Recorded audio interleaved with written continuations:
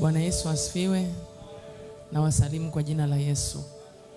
Ni neema ya pekee Mungu kutupa kuingia kwenye madhabahu. Ni neema ya kipekee sana. Unaweza usiione, lakini nikwambie ni neema ya kipekee. Bwana asifiwe. Kuna watu wako hospitalini wanatembelewa. Saa 12 wanapelekewa maji waogeshwe, wafutwe. Na wengine wanaenda kuwatazama, hawajui kama watakutwa salama.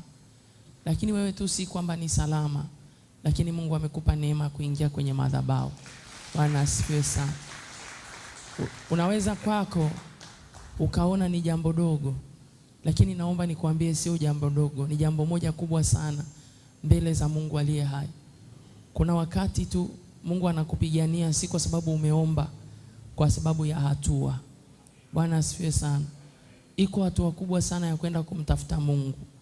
Kwenye kile kitabu cha Yeremia 29 kuanzia mstari wa 11 mpaka mstari wa 13, anasema, nayajua mawazo ninayokuwazia ni mawazo mema na ya amani. Umeona, ni mawazo mema na ya amani, ili kuwapa ninyi tumaini katika siku zenu za mwisho.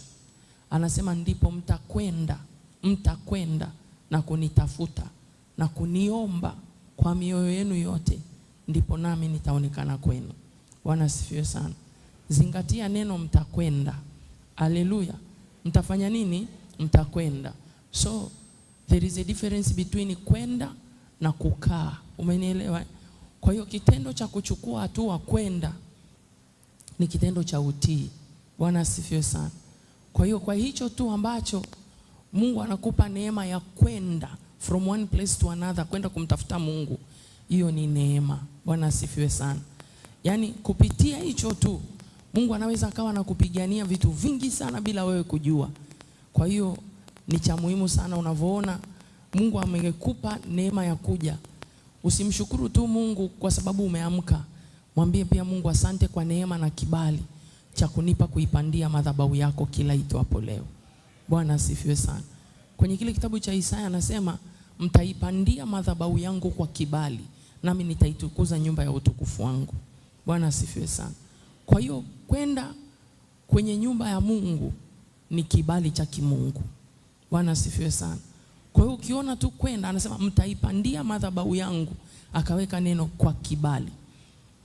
Afukule mwisho akasema, nami nitaitukuza nyumba ya utukufu wangu. Kwa lugha nyingine, wewe ni nyumba ya utukufu wa Bwana. Nyumba anayotakiwa kuitukuza ni wewe, na kuombea Mungu akumbuke hatua zako zote. Kila itwapo leo unapokuja kwenye madhabahu, Mungu akakutukuze katika jina la Yesu Kristo. Kwenye kitabu cha Malaki anasema kutaonekana tofauti ya wanaomcha Bwana na wasiomcha Bwana. Mungu akakutofautishe katika jina la Yesu. Ili usije ukaona ni hasara, unavyokuja ni hasara. Nisikilize nikwambie, kuna wakati unaweza usiyaone matokeo instantly kwa macho, yani yatokee kwa ghafla. Lakini nakwambia kuna kitu kikubwa sana miguu yako inayokuja kila siku ibadani inatengeneza katika jina la Yesu. Iko kitu kikubwa sana ambapo inatengeneza. Kuna laana zingine hazivunjiki tu kwa maneno. Hiyo hatua tu ya wewe kuja kila siku ibadani, Mungu ataikumbuka katika jina la Yesu. Na kutia moyo, Mungu ataikumbuka katika jina la Yesu. Na kutia moyo, Mungu ataikumbuka katika jina la Yesu. Na kutia moyo, Mungu ataikumbuka katika jina la Yesu. Ndio kile Daudi akasema, sijawahi kumuona mwenye haki ameachwa.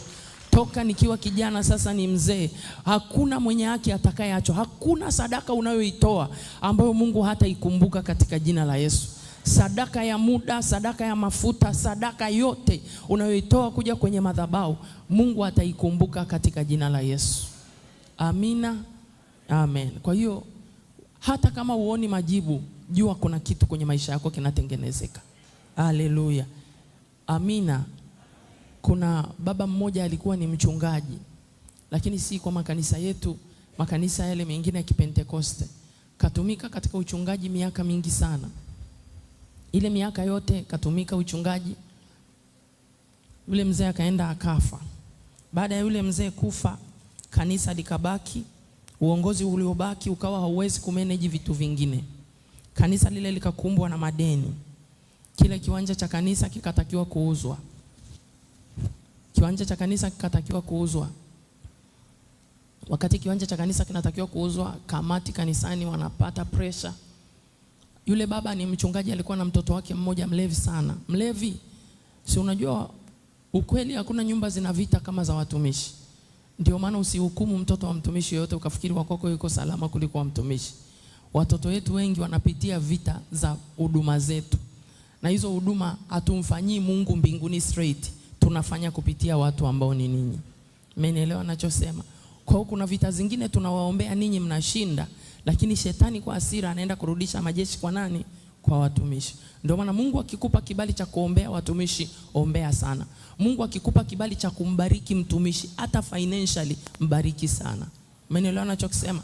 Usifikiri Mungu akikupa neema ya kumtia moyo mtumishi yoyote, mtie moyo. Maana wengi hawapati watu wa kuwatia moyo, wanapata watu wa kuwasema na kuwakosoa.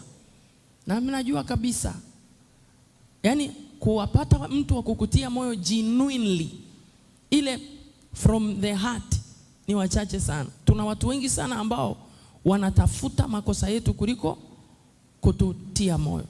Sasa huyu mchungaji alivyokufa, kanisa lake likawa linapitia financial crisis. Jengo la kanisa likawa linatakiwa kuuzwa. Yule mchungaji akawa na kijana wake mmoja wa kwanza ni mlevi sana. Kanisa lilivyokuwa linatakiwa kuuzwa, wazee wamefika mwisho, viongozi wamefika mwisho. Siku moja yule mtoto wake mlevi sana akaja kanisani akakaa kule nyuma. Alikuwa amelewa sana. Yule kijana mlevi akatoka kule nyuma akapanda madhabahuni. Alijiviringisha madhabahuni. So unajua ile kulala na kujiviringisha. Alijiviringisha kuanzia mwanzo wa madhabahu mpaka mwisho. Anajiviringisha mwanzo mpaka mwisho. Anasema yule Mungu wa baba yangu yuko wapi? Hii kanisa litauzwa. Yule Mungu wa baba yangu yuko wapi? Na alikuwa ni mlevi. And I'm telling you, waliinuka watu wakasolve lile tatizo. Kanisa likuuzwa. Kwa nini? Nataka niwatie moyo na watumishi wenzangu. Wakati tunawakatia wale watoto tamaa, iko mbegu kama mkuyu kule ndani. Si tu wanatuona wa ajabu, wanaamini kuna Mungu yupo kwa baba, yuko kwa mama, anatenda kazi. Unaweza usikione hichi kitu unachokifanya kuja kwenye madhabahu asubuhi, lakini kuna siku mtoto wako akikwama, atamuita Mungu wa baba yake ambaye alikuwa anamfuata asubuhi. Mungu wa baba yake aliyekuwa anaamka asubuhi na mapema. Baba anaamka saa 11, baba anaamka saa 10 anakimbilia madhabahuni. Iko siku watoto wako wakikwama, watamuita Mungu wako, na iwe hivyo katika jina la Yesu. Bwana asifiwe. Nimesikia tu kukuambia hivyo nikutie moyo asubuhi ya leo. Unaweza ukaona ni hasara, nikuambie sio hasara. Na watumishi tumtumikie Mungu sio hasara. Iko siku kuna matatizo yanaweza kukataa kuwa solved, lakini watoto wetu wakakumbuka wema wa Bwana ambao Mungu ametutumia. Mama Swai dada yangu, na wakalia kwa Mungu. Unaweza usifikiri hawajui Mungu wako anatenda, na nikwambie wanaamini Mungu wako kuliko Mungu wa mtu mwingine, kwa sababu wanajua tulipotoka, tulipofika na walipofika. Wanajua kabisa tofauti ya kutokuwa na Mungu na tofauti ya kuwa na Mungu. Wanajua kuna mkono wa Bwana. Mchungaji, watoto wetu wanajua kuna mkono wa Bwana. Mwinjilisti, watoto wetu wanajua kuna mkono wa Bwana. Watumishi, watoto wetu wanajua kuna mkono wa Bwana katika jina la Yesu. Na watoto wako wanajua kuna mkono wa Bwana. Upo mkono wa Bwana. Bwana asifiwe sana.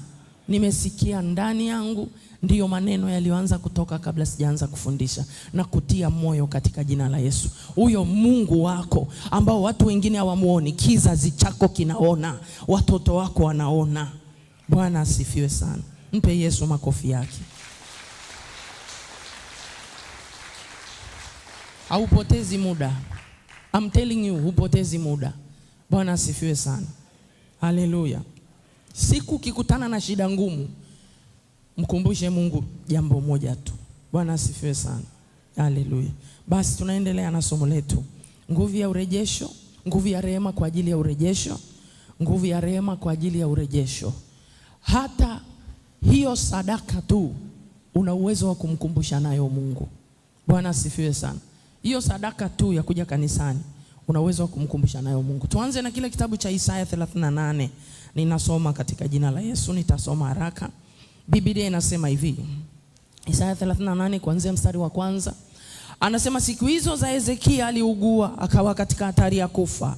Na Isaya nabii mwana wa Amozi akaenda kwa mfalme akamwambia, Bwana asema hivi, tengeneza mambo ya nyumba yako maana utakufa wala utapona. Basi Hezekia akajigeuza akaelekeza uso wake ukutani. Akamuomba Bwana akasema, Bwana kumbuka haya na kusii kwamba nimekwenda mbele zako katika kweli na kwa moyo mkamilifu na kutenda yaliyo mema machoni pako. Hezekia akalia sana sana. Ikawa neno la Bwana likamjia Isaya kusema, enenda ukamwambia Hezekia, Bwana Mungu wa Daudi baba yako asema hivi, nami nimeasikia maombi yako, nimeona machozi yako, na tazama nitaziongeza siku zako kiasi cha miaka 15, nami nitakuokoa wewe na mkono wa mji huu na mkono wa wafalme wa Ashuru, nami nitaulinda mji huu. Jambo hili liwe ishara kwako itokayo kwa Bwana, ya kuwa atalitimiza jambo hili alilolisema. Tazama nitakirudisha nyuma kivuli na daraja 10 ambayo kilishuka juu ya duara ya Ahazi kwa sababu ya jua. Basi jua likarudi madaraja 10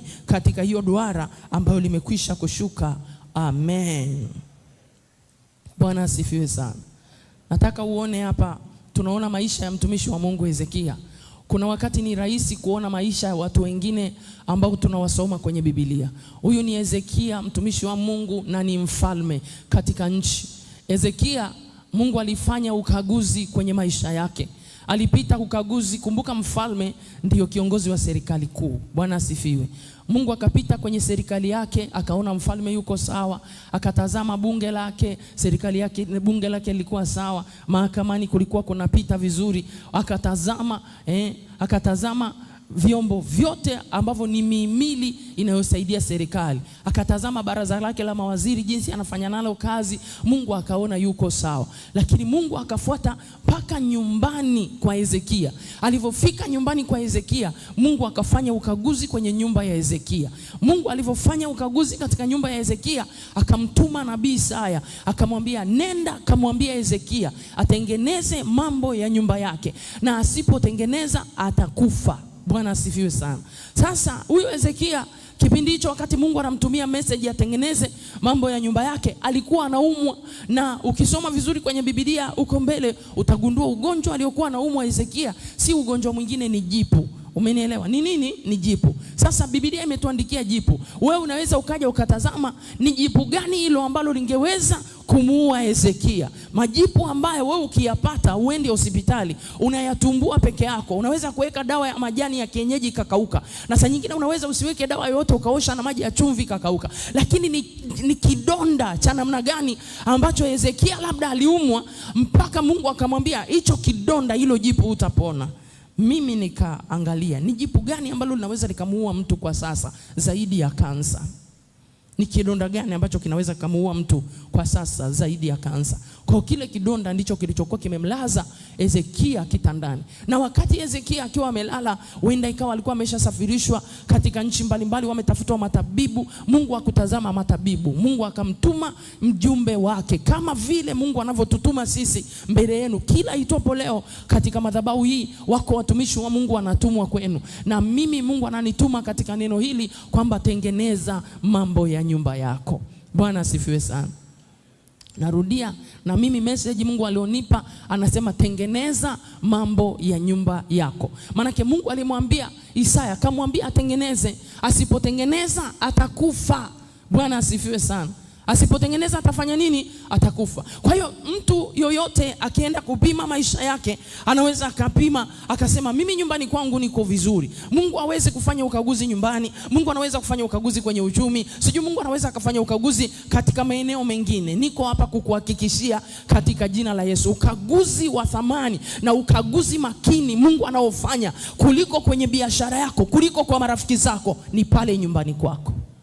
Ngoja nirudie tena hii sentence. Ukaguzi ambao Mungu anaweza akapita na kutazama sana, na laana inayoweza kukukuta kwa haraka, ni ukaguzi wa nyumbani kwako. Kwa hiyo Mungu ameangalia Hezekia, mbona kwenye serikali yake anaishi vizuri, mbona mtaani anaishi vizuri na watu, mbona nje anatoa misaada vizuri, lakini kwa nini nyumbani kwake hafanyi vizuri? Na kumbuka yule ni mwanamume, na Biblia inatuambia mwanamume ni kichwa cha mke wake. Kwa hiyo Mungu akaanza kufanya ukaguzi ukaguzi kwenye ndoa ya Hezekia, kuangalia ndoa ya Hezekia. Akasema mimi Mungu nilimpa mwanamume nafasi yangu, nikamwambia kwa kuwa Yesu Kristo ni kichwa cha kanisa, ndivyo nilivyomfanya mwanamume kama kichwa. Kama ni kichwa, au ana operate vipi kwenye nafasi yake ya kichwa? Mara nyingi sana nawaambiaga watu kuwa kichwa si kwa sababu una uwezo wa kuzaa na ukaweza kutafuta wanawake everywhere ukawa mwamba, kwamba wewe ni kichwa, una uwezo wa kumiliki chochote unachokitaka. Hapana, uwezo wa kuwa kichwa ni kusimama kama Kristo alivyolisimamia kanisa. Ndivyo anavyotaka kila mwanamume aisimamie nyumba yake, katika kweli, katika uaminifu, katika haki, katika pendo. Bwana asifiwe sana. Niko hapa kukuambia katika jina la Yesu kwamba Mungu leo anafanya ukaguzi katika kila familia. Anasema tengeneza mambo ya nyumbani kwako. Bwana asifiwe sana. Narudia kukuambia hivi, Mungu anapita kwenye kila familia, anasema tengeneza mambo ya nyumbani kwako. Naomba nikuambie, chanzo cha kila baraka ni pale ndani kwako.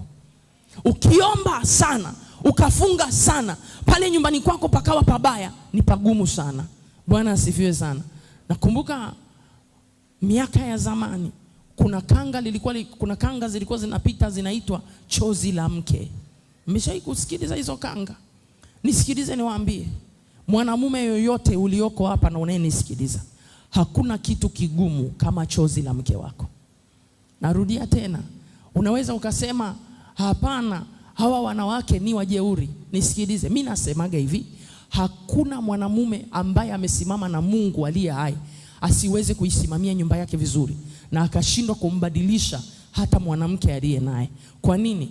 Kama Yesu kaweza kunibadilisha mimi ambaye nilikuwa sifai kabisa, akanisimamisha, akanisamee, akanitakasa, akaniweka nimtumikie, anaweza kukubadilisha na wewe. Yesu, Biblia inasema kwenye kitabu cha Isaya 54 mstari wa 5, muumba wako ni mume wako wa kwanza. Kanisa ni bibi harusi, Yesu ni bwana harusi. Kama kanisa ni bibi harusi, Yesu ni bwana harusi. Wewe uliyekaa hapa kila siku unalia kwa Yesu ambaye ni bwana harusi akubadilishe. Kila siku unalia kwa Yesu ambaye ni bwana harusi haibadilishe nyumba yako, abadilishe watoto. Hivyo hivyo wewe mwanamume, sisi tunatakiwa to rely on you people. Sema amina. Nisikilize wanaume, ukiwa na mke ukakosa kumfurahisha mke wako, mke akashindwa kufurahia mema yako, tarajia kwamba mema yako yataminywa na Mungu aliye hai. And I'm telling you, sio mizimu itaminya mema, ni Mungu anaminya mema. Kwa kuna watu mko hapa mnaomba Mungu awarejeshe mlichokipoteza, lakini source is not about business, it's about your family, about your own wife. Sijui kama mnanielewa ninachokisema. Kuna watu wanaweza kuspendi more outside, lakini hawezi kuspendi on her wife, on his wife. Sijui kama mnanielewa. Hawezi kuspendi kwa mke. Ukiweza kununulia mwanaume mwenzako vitu au mtu wa nje kuliko mke wako, kule kwenye ulimwengu wa roho umejipigia X. Kama zile nyumba zilizojengwa nje ya mipaka ya barabara. Kwa hiyo wakati serikali ikija, kwa ujasiri yule mtu aliyetumwa anaweka X na uwezi mwambia chochote, na greda likija lina uwezo wa kuingoa ile nyumba hata kama ina thamani ya bilioni 1. Kitu gani kinampa yule mtu ujasiri wa kungoa ile nyumba? Kwa sababu ya kitu kilichopiga X, na ile X imetoka kwenye wizara ya ujenzi, na wizara ya ujenzi na wizara ya ardhi wakishasema hii nyumba iko mahali pasipostahili, inatakiwa kungolewa, hakuna mtu anaweza kupinga. Hata uende mahakamani watakupa vigezo na masharti. Umejenga katika eneo la barabara, na barabara, eneo la barabara ni hifadhi na mali ya serikali. Kama ni hifadhi na mali ya serikali, ni lazima utoke. Kwa hiyo kuna wanaume mnalia sahi ambao njia zenu, uchumi wenu unayumba, lakini niko hapa kukuambia rejesha upendo wako kwa mke wako. Vile unavyoviona vimepotea, vile unavyoona vimepungua, Mungu atavirejesha katika jina la Yesu.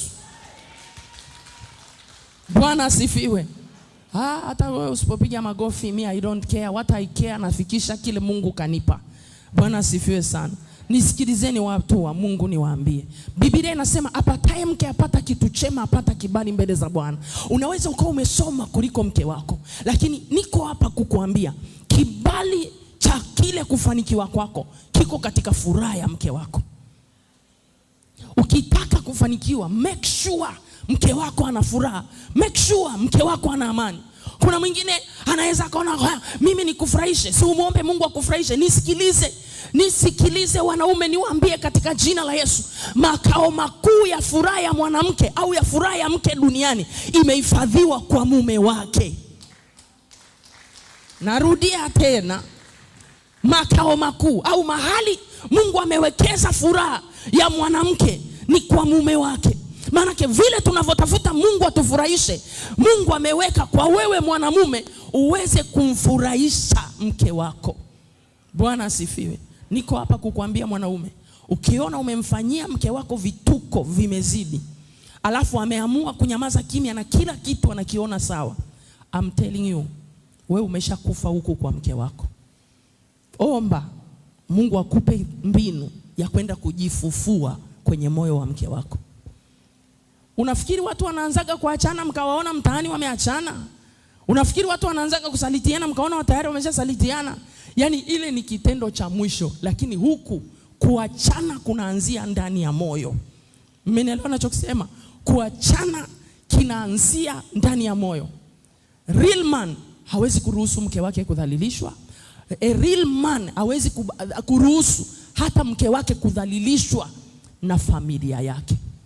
Wanaume, mnakuaga wapi wakati mke wako anasemwa na wifi yake, anasemwa na mama yako, na wewe unasema mama yangu namsikiliza? Huyo mwanamke angekuwa wewe hujamleta, asingekutana na mama yako, asingekutana na baba yako. Sisi tunavyosema tunalindwa na nguvu za Mungu kwa njia ya imani. Mwanaume, tunalindwa na nguvu zenu tunapokuwa kwenye familia zenu. Tunalindwa na hekima yenu tunapokuwa kwenye familia zenu. Hatujaja kule na majina ya baba zetu wala na baba zetu. Tumekuja tukachukua majina yenu.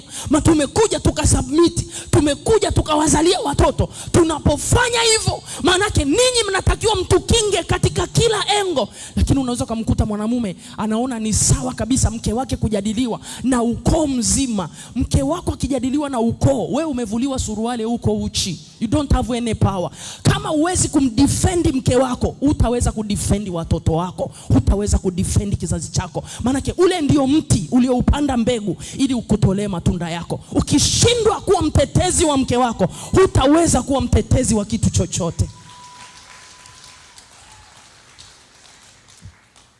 Confidence ya mwanamke ni mume wake. Confidence ya mwanamke yoyote mjini ni mume wake. Confidence ya mtoto yoyote ni baba yake.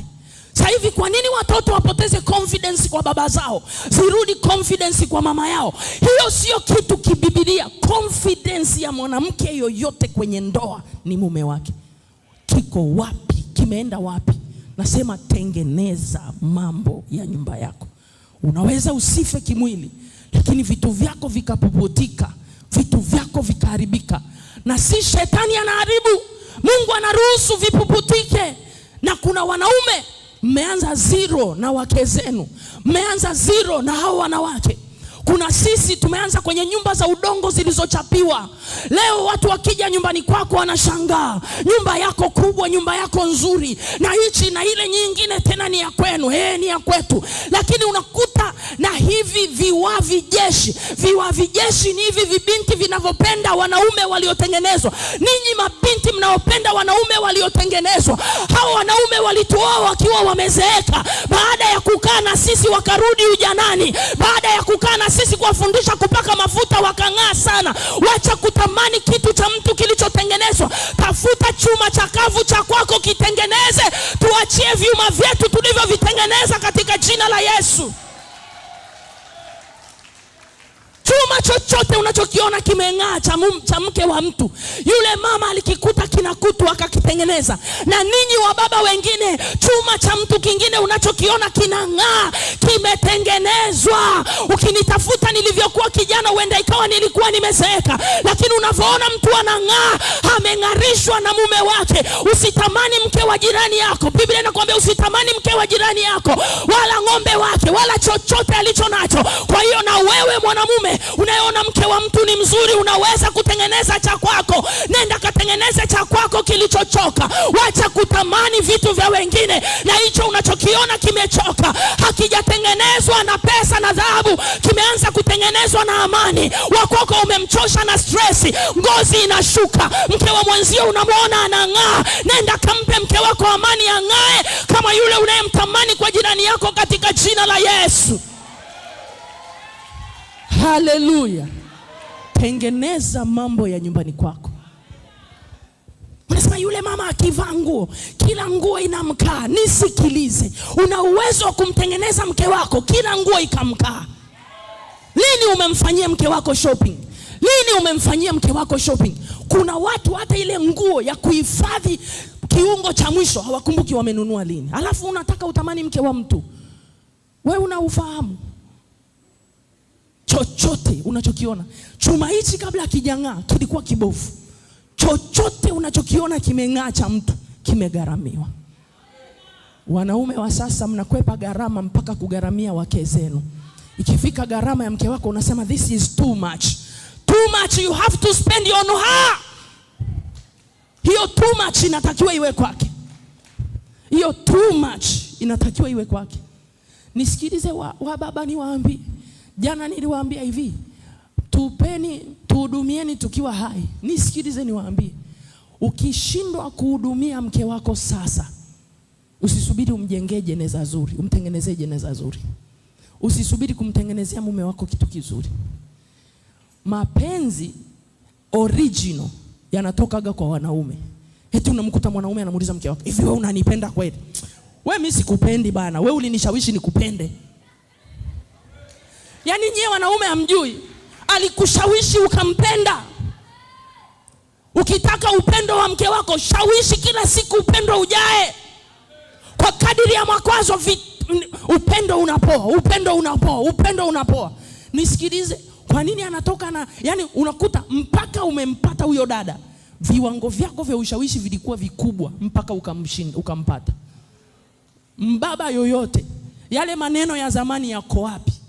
Sasa hivi unajidai wewe ni mwanajeshi mpaka kila eneo wewe ni mwanajeshi. Sikiliza, hamnaga mwanaume mwanajeshi ana survive kwenye ndoa yake, lazima afie vitani.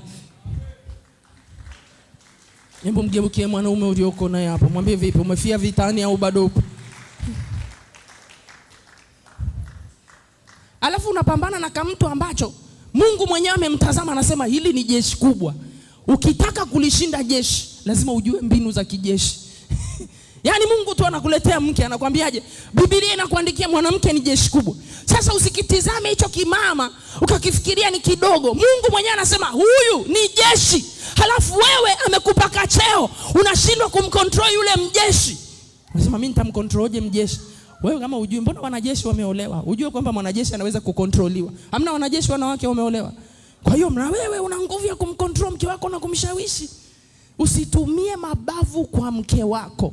Kielelezo cha mwanaume kutumia kwenye familia yake ni upendo kuliko mabavu, kuliko chuki, kuliko hasira. Siku moja kuna mtu mmoja akanipigia akaniambia, mtumishi, yani mimi mume wangu akikasirika eti anaweza akazira kula akalala kwenye kiti wiki. Nikamwambia kuna mwanaume anayezira kula huyo. Nikashindwa tu kumwambia hivi, akizira kula piga double share. Wakati anazira anaminyika, wewe unajaa. Huyo mwanaume anayezira chakula, hii dunia mmetoka wapi wanaume wa 2000 mnazira chakula? Hakuna popote mwanaume anaziraga chakula. Eti mwanaume anazira chakula, tena anazira vyakula hivi viwili. Akishazira chakula A, anazira na chakula B, analala kwenye kiti. Imetoka wapi? Wako wapi wanaozira chakula ni waone? Unazira chakula unatembea umesinya, alafu anaambiwa yule mama akutunzi, punguza makasiriko baba, wacha kuzirazira chakula, kula vyote usijiulize. Nimesema kula vyote usijiulize. Kula A na B vyote. eti wanaume wanazira chakula. Na nimesikia kuna mtu mama Soya anasema mwanaume anayezira chakula hali yake mbaya. Halafu akitoka kule anakuja kula miogo vichochoroni. Unamkuta mbaba mtu mzima ana kimfuko chake cha muogo. Akiona wateja wamezidi na yeye anatoboa hapa chini. Kweli unakula chakula aibu, umeacha chakula cha heshima nyumbani?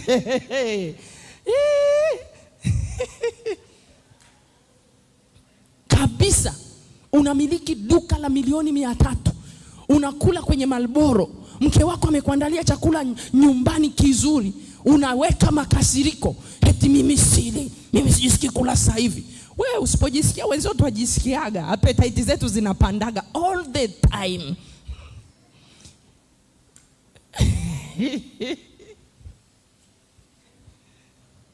Hebu mgeukie baba mmoja. Mwambie hivi, wewe una makasiriko kweli? Muulize hivi, wewe una makasiriko kweli? Una makasiriko? Halafu mnakuja kusema sisi wa baba tunakufaga haraka. Uacha wewe, unaachaje kufa umekataa faraja kwako? Yaani si wa baba hatuna mahali pa kuemea. Mungu amekupa yule mke, emea hapo. Ai. Hivi nyie kwa nini msemi muda unakaribia kuisha? Bwana asifiwe. Tengeneza mambo ya nini? Ya nyumbani kwako. Unaweza kutengeneza. Mtu mwingine anasema ina maana wanawake kwani wao hawana shida? Mbona wanawake sasa hivi ndio wana shida kuliko sisi? Sikiliza. Ukigeuza moyo wa mke wako peke yako, tegemea fire. Jana ninaona mtu mmoja ameandika, Adamu alichelewa kumpa mke wake lunch. Sheti akaenda kumpa lunch. Sheti akaenda kumshauri Eva, hii unaweza ukala. Sikiliza mwanaume, katika kitu unatakiwa ufanye kwenye familia yako, kuprovide bila kuchoka. Kuprovide bila kufanya nini? Bila kuchoka. Yaani kuhudumia nyumba yako bila kufanya nini? Bila kuchoka. Yaani pambana uwezavyo, hudumia bila kufanya nini? Bila kuchoka. Bwana asifiwe sana. Bwana asifiwe sana. Nilikuwa naongea na mtu mmoja akaniambia, nisikilize wanaume, ukiona Mungu anaminya hela yako, anakushusha kiuchumi, chungulia huko kwa mke wako umeanzaje. Wengi wameanza na wake zao vizuri. Wakiwa wameanza sifuri, walikuwa wanawashirikisha. Leo vimekuwa vingi sana, hamwashirikishi wake zenu. Ndio hichi kinazaliwa na wao wanatafuta vya kwao baada ya kuona usaliti wa vitu kutoka kwenu. Mungu awasaidie. Biblia inasema tutatembeaje wawili tusipopatana? Ukitaka mwanamke anaweza kukupa chochote. Alafu wanawake wakipenda, wao wanapendaga jumla. Ndio maana saa nyingine unakutana na baba mmoja, jicho lake moja kubwa, jicho lake moja dogo, kaoa bonge la sister. Unauliza kwani dada alikuwa anaangalia wapi? Mmesahau mapenzi wanasema hayana macho. Unakuta baba ana bonge la kichwa kama mstatili, alafu ana bonge la wife. Yani akicheka unasema ndiye mke wake huyu, ndiye mume wake huyu. Lakini nini alimpenda? Ile sura yake ngumu, alikuwa na nguvu ya ushawishi. Alafu leo unamwambia yani siku hizi unipendi tena, unaniona mzee. Endelea kumshawishi kama zamani. Alikuona vivyo hivyo akakupenda. Tena zamani alikupenda ukiwa huna hata vitu sana.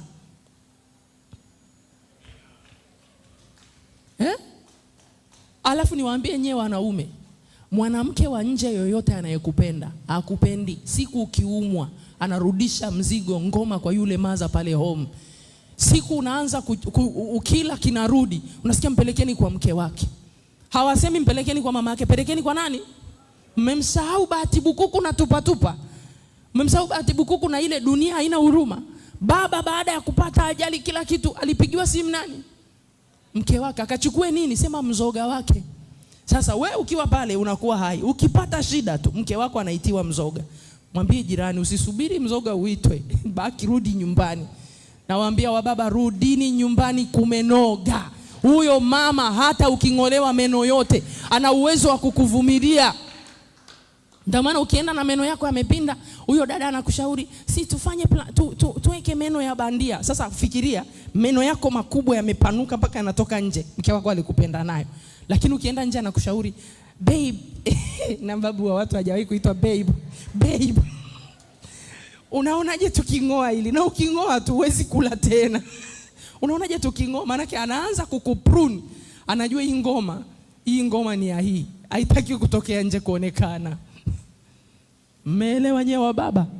Nasema rudi nyumbani. Nimesemaje? Mwambie mwanaume ulioko naye hapo, rudi nyumbani. Mwambie rudi nyumbani katengeneze. Yaani kuna wababa wananiangalia wamechoka leo, wanasema yani kama vile anaanza kuvuruga. Yaani amehubiri siku zote 10 na zaidi vizuri, leo anatuchanganya. Sikuchanganyi, rudi nyumbani. Yaani sikuchanganyi kabisa, rudi nyumbani. Hezekia akamwambia Mungu, kumbuka.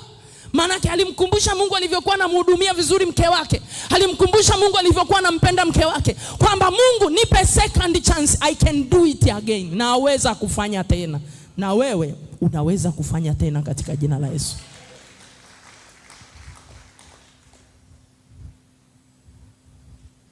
Mwanamke akikusifia unamuuliza kwani kuna shida gani? Leo unataka nini? Hujazoea kusifiwaga tena. Zile sifa akikusifia sana unaona kama kuna kitu kibaya anataka akufanyie. Hata chakula akikupa unamwambia onja kwanza. Yaani onja kwanza. Fanya nini? Onja kwanza. Kwa sababu hey, mke wangu leo amenisifia hivi na anakupikia chakula kizuri anakuletea. Unamwangalia unamwambia kwani leo kuna shida gani? Anamwambia chakula hichi mbona umepika hivi? Hujazoea tena. Yale mapenzi yameisha kiasi kwamba ukikuta kiporo unajua poa. Ukikuta ugali mgumu unajua poa. Akikuonyesha ule upendo wa kwanza unajiuliza kwani kuna shida gani? Yaani kabisa unamuuliza mke wako kwani kuna shida gani? Maana hivi vitu vilisha kufa kwenye familia. Haviko tena. Haviko. Sasa na wewe nenda kafanye vitu nyumbani kwako mpaka akuulize kuna shida gani? Wanawake bwana unajua wana shida gani? Anamwambia usiniletee uchuro. Anakuambia usiniletee nini? Uchuro. Yaani ukimfanyia jambo jema na hujawahi kumfanyia siku nyingi anajua huu uchuro huu. Huu nini? Sasa pelekeni uchuro home. Nataka niongee na wababa mlioko hapa wafanya biashara. Make sure kila wiki usiache kupeleka zawadi kwa mke wako katika jina la Yesu. Yaani mcheki makofi, yaani wanapiga makofi kwa uzito kama wameshika simenti na imeganda mkononi. Eti nyewe wababa, lini wewe umepeleka zawadi kwa mke wako? Wafanya biashara, lini umepeleka? Usiseme tuna, sema nime. Wewe Solomoni wewe, usiseme tuna. Lini wewe umepeleka? Unakuta kuna jamaa anauza, anaenda kwa rafiki yake na maduka ya nguo nzuri, lakini hajawahi kuchukua hata gauni moja. Mpelekee ukosea, ajue ulimpelekea. Umenielewa ninachokisema? Na ni hatari mwanaume ujui saizi ya mke wako ya skirt ya kiuno, saizi ya mke wako ya nguo, saizi ya mke wako ya viatu. Haujui hata birthday ya mke wako. Ni hatari. Kuna watu wamezaliwa mpaka wanaenda kufa, mume ajue amezaliwa hata lini. Hiyo ni hatari. Sijui kama umeelewa. Mpaka siku ametangulia mbele za haki, anaulizwa mama alizaliwa lini? Unasikia ngoja tumpigie simu dada yake. Hivi mafulani alizaliwa lini? Kweli unauliza kwao mke wako alizaliwa lini? Anniversary ukumbuki. Anniversary yenu ukumbuki. Umeishi na huyo mwanamke miaka 30, miaka 20. Hakuna hata siku moja ukamwambia mke wangu twende kanisani naenda kumshukuru Mungu. Tumeishi mimi na wewe miaka 30. Amekupikia miaka 30, hata mama yako angekuchoka angekwambia wewe ni mtu mzima toka. Ungekaa kwa dada yako angekutimua. Unashindwa kwenda kumwambia twende tukashukuru kanisani. Halafu tukitoka kanisani leo usipike, naenda kumshukuru Mungu kwa ajili yako, mimi nitakuhudumia. Ukishindwa kwenda kumnunulia, ingie jikoni siku moja mpikie chakula. Na kumpikia mke wako sio dhambi wala sio anasa. Cheki makofi yako pale.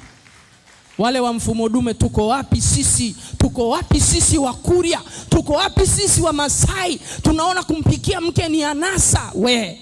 Hakuna upendo kama huo. Mwambie jirani hakuna upendo kama huo.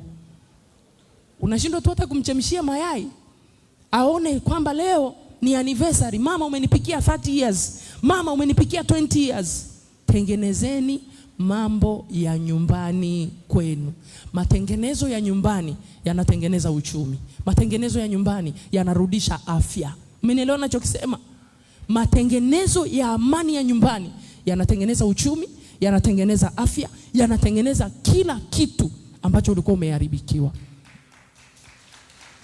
Kuna saa unamtafuta mchawi, but mchawi unaweza ukawa ni wewe. Kuna mtu anasema kwani wanawake hawakosei? Nisikilize, mpaka moyo wa mwanamke ubadilike unategemea treatment ya mwanamume. Mimi sitaki wanawake wapige makofi. Wanaume ngapi wanasema mpaka mwanamke abadilike inategemea treatment ya mwanaume? Wengi hawakubali. Mbishi akubali. Yaani mbishi anasemaga tu wanawake ni wabaya. Don't accuse your wife every time. Kuna wanaume kila siku anatafuta kasoro ya mke wake. Kila siku anatafuta kasoro ya mke wake. Hujawahi kuona watu? Watoto wakisikia baba amekuja, wanakimbia chumbani. Hata kabla hawajamaliza chakula, wanaenda kulia chumbani. Baba, nisikilize mwanaume ulioko hapa. Mpenzi wa kwanza wa mtoto wake, wa mtoto wako wa kike ni wewe hapa. Leo hii watoto mnawakimbia, anatokea libaba lijambazi linakuja kutapeli watoto wako, wanaanza kuwa na mahusiano ya kimapenzi. Ili mtoto wako aweze kukuambia nani anamrubuni, inategemea mahusiano yako na mtoto. Mmenielewa ninachokisema? Na niongee na wanaume mlioko mahali hapa. Mwanaume yoyote anaenda kuchukua binti mdogo na kuwa naye na mahusiano ya kimapenzi, binti mdogo wa shule, na kuambia hivi, upandacho ndicho utakachokivuna.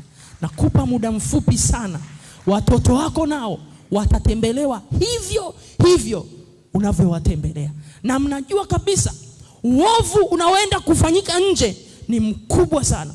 Yale usiyoyapata nyumbani kwako unaenda kuyatafuta nje kwa mtoto wa mtu mwingine.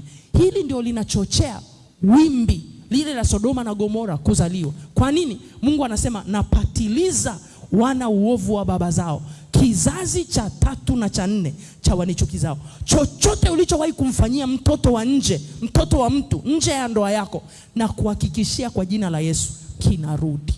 Ukitaka kisirudi kwenye familia yako, yule mtoto wako wa kike unayempenda, shetani anamwandaa mwanaume mmoja naye atakayemvamia na kumshambulia the way unashambulia mtoto wa mtu mwingine uko nje. Usiseme ng'ombe hazeeki maini, anazeeka akiwa nje. Rudini nyumbani kwenu kwa jina la Yesu. Yaani unakuta kababa kamechoka, anasema mimi sasa hivi, mimi damu inachemka. Inachemka si wake moto. Inamchemkia nani? Kachemkia mtoto wa mtu mwingine. Eti mimi ndio damu sasa hivi inachemka. Nataka vitoto vidogo. Tena hivi vya 2000. Hivyo vya 2000. Mke wako amezaliwa 61. Rudi kwenye mke wako aliyezaliwa siku ya uhuru.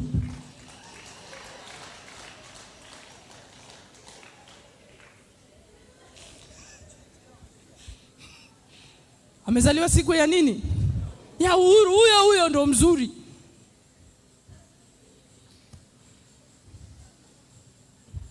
Wako wapi tuliozaliwa siku ya uhuru?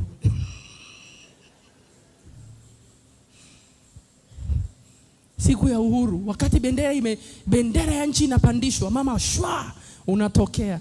Kwa hiyo tukitaka kujua umezaliwa lini, mamake anasema bendera, Nyerere alivyopandisha bendera ndio ulizaliwa. Rudi kwa huyo.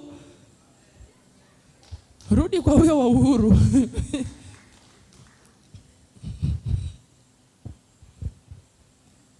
Wapendwa, tunaweza kutengeneza familia zetu. Niongee na wamama, na sisi turudi kwenye nafasi zetu na zamu zetu katika jina la Yesu. Chochote ambacho tulikuwa tunatakiwa kufanya na tulikuwa tunafanya toka mwanzo, turudi kufanya ipasavyo katika jina la Yesu. Bwana asifiwe sana. Mwanamke, unaweza kuisaidia familia yako ikajengeka tena. Unaweza ukawa makao makuu ya amani ya mume wako. Usikubali kuwa chanzo cha ugomvi kwenye familia. Na nizungumze na wanawake, usiige maisha ya mtu. Una marafiki anakushauri mimi kwangu kuko hivi, mimi kwangu nafanya hivi. Yeye ni yeye na wewe ni wewe. Mfumo wako ni mfumo wako na mfumo wake ni mfumo wake. Usiishi maisha ya mashindano. Fulani yuko hivi kwake anafanywa hivi, kwake anafanywa hivi. Wewe mume wako amekukuta keki uli unakula maboga. Leo umejanjaruka, umetoka wapi? Anakuchukulia na maboga yako. Umeelewa? Anakuchukulia na nini? Kuna wamama mmeolewa mlikuwa na adabu kweli. Mmejanjaruka mmekuja mjini. Umekutana na rafiki shosti, anapiga skin tight mjini na shanga yake moja mguuni, na wewe ghafla mtoto wa Kichaga, kiuno akionekani. Leo unatupigia skin tight mjini, tunakuona unaenda zao. Wewe umetoka wapi? Umetoka Mbokomu usalama. Nini kimekuharibu mjini? Nani amekuloga wewe kwa jina la Yesu? Baba wa watu wanashangaa. Huyu mama hata kimini alikuwa avai. Leo umetokea na skin tight. Huko mjini unamwaibisha. Yeye tu amekuvumilia. Hajui unaenda, hajui unarudi, amekuhifadhi ukae pale. Leo unamvalia nani skin tight? Mbaya zaidi unampigia na shanga mguuni. Wakiangalia unaunyonga mguu wenyewe umenyongeka, unazidi kuunyonga. Acha kwa jina la Yesu. Umetoka wapi?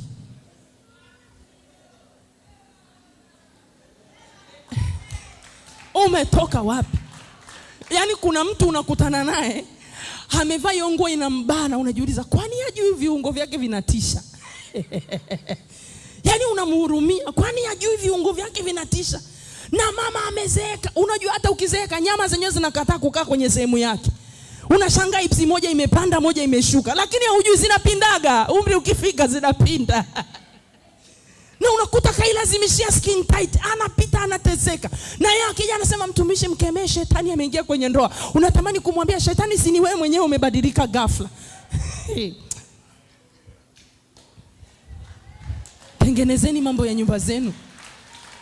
Kamama ka watu kalikuwa kanapika kila kitu, mboga ya majani anakata mwenyewe. Leo amegeuka nyumbani kwake, amekuwa monkey mwenye makucha marefu. Yaani unamkuta kamama ka watu alizoea kumenya ndizi. Kuna watu vidole vyetu hatunaja haya ya kupasua ndizi tena. Tukishika tu maganda yanajua. Nimekuja, nimefikiwa. Shwa. Unacho hicho? Mimi ninacho hapa. Mimi mpaka leo nyumbani kwangu namenya ndizi, nafanya kila kitu, napika mwenyewe. Tena siku nyingine hata kuni napikia. Usifikiri na kufundisha sifanye, nafanya. Leo ufanyi chochote mwanamke nyumbani. Huyo mwanaume alikupendea jinsi ulikuwa unampikia. Hata kama hujui kupika, unapika chukuchuku, aliipenda chukuchuku yako. Umesikia ninachokisema? Alipenda nini? Chukuchuku yako. Endelea kumpikia hilo chukuchuku, ndio limemleta kwako. Wababa, haleluya. Vipi huko home? Pako salama? Fresh Yaani huyu ni yule wanakaza mwendo nifike mbinguni. Yaani kila kitu fresh, apike fresh. Anajua nikija Kariakoo na kimalboro changu nitatoboa. Najua mnapitia magumu wa baba. Hakuna watu wanapita mapito mchungaji usiana kama wa baba. Sema Yesu tuokoe. Wa baba sema Yesu tuokoe. Sema Yesu tuokoe. Yesu tukumbuke.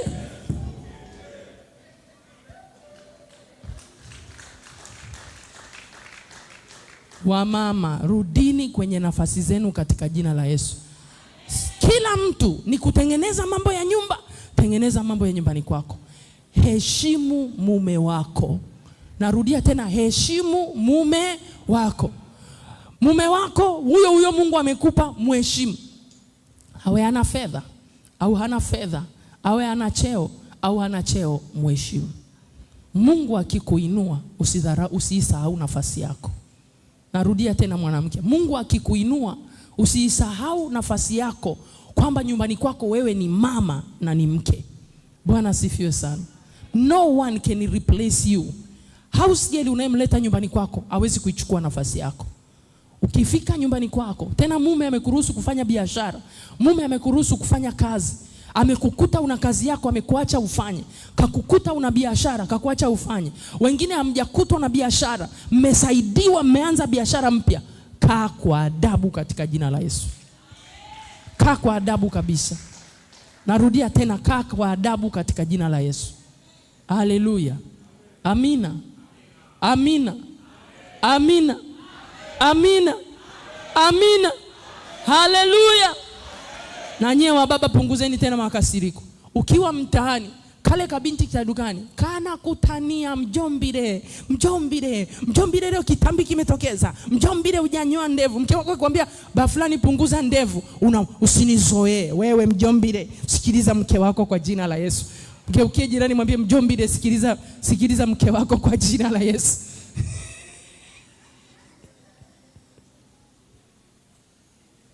Mchungaji Hosiana, leo tunaomba tu rejesho wa familia. Hatuna vitu vingi. Tusimame katika jina la Yesu. Yaani leo sikimbizi shetani.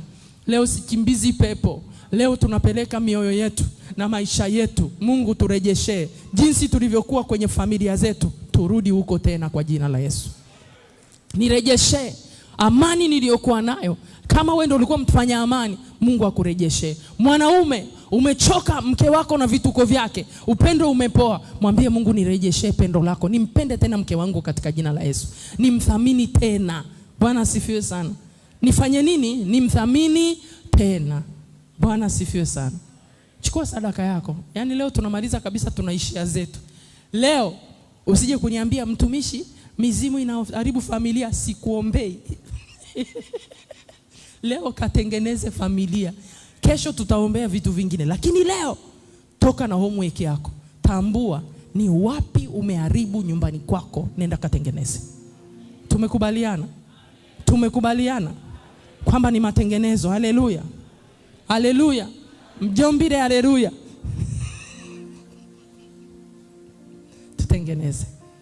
Sema Mungu uliye hai, kwa damu ya Yesu, asante kwa neema, asante kwa rehema, asante kwa upendo juu ya maisha yangu katika jina la Yesu. Baba yangu wa mbinguni, neno lako linatuonyesha tutengeneze mambo ya nyumba zetu kwa damu ya Yesu. Mungu Baba, kwa nafasi ulionipa katika nyumba yangu, kwa nafasi ulionipa, na nyenyekea kwako. Kama we ni baba, mwambie Mungu nakuja kama baba. Kama we ni mke, nenda kama mke, omba toba. Nasema na nyenyekea mbele zako kwa damu ya Yesu. Kama mke na mama, kwa damu ya Yesu. Mungu Baba, nisamehe mahali ambapo nimetoka kwenye nafasi yangu, nimeiacha nafasi. Naomba unisamehe kwa damu ya Yesu, kwa damu ya Yesu. Mungu mtakatifu, ni rehemu mahali ambapo nimekuwa chanzo cha kuondoa amani nyumbani kwangu katika jina la Yesu. Mungu mtakatifu, ninakuomba neema yako iwe juu yangu. Nirejeshe tena ile neema, nikaweze kurudi na kufanya kama hapo kwanza. Ulimwambia Hezekia, tengeneza mambo ya nyumba yako, maana utakufa. Nyumbani kwangu nimeona kabisa kuna vitu vimekufa. Ndoa yangu imekufa, ingawaje tunaonekana nje tuna amani. Mungu mtakatifu, nisaidie neema ya matengenezo. Nitengeneze ndoa yangu, nitengeneze familia yangu, nikaweze kuikusanya tena kama vile kuku akusanyavyo vifaranga vyake. Kwa jina la Yesu, nimiminie pendo lako, nimiminie unyenyekevu katika jina la Yesu na kwa damu ya Yesu. Roho Mtakatifu, weka uaminifu, weka unyenyekevu ndani ya moyo wangu kwa jina la Yesu. Mungu mtakatifu, uadui wowote uliokaa kwenye familia yangu na uondoa kwa damu ya Yesu, na uondoa kwa damu ya Yesu. Kiambaza cha kati kinachonitenga na mwenzangu na kiondoa kwa damu ya Yesu. Mungu Baba, neno lako linasema, tazama ilivyo vyema na kupendeza ndugu wakae pamoja kwa umoja, ndivyo utakavyoamuru baraka. Baba, kwa jina la Yesu, nijalie neema ya kuleta amani na furaha nyumbani kwangu, ili tukaishi pamoja kwa umoja, kwa jina la Yesu na kwa damu ya Yesu. Amen. Chukua sadaka yako, mchungaji atuombee na kutubariki moja kwa moja.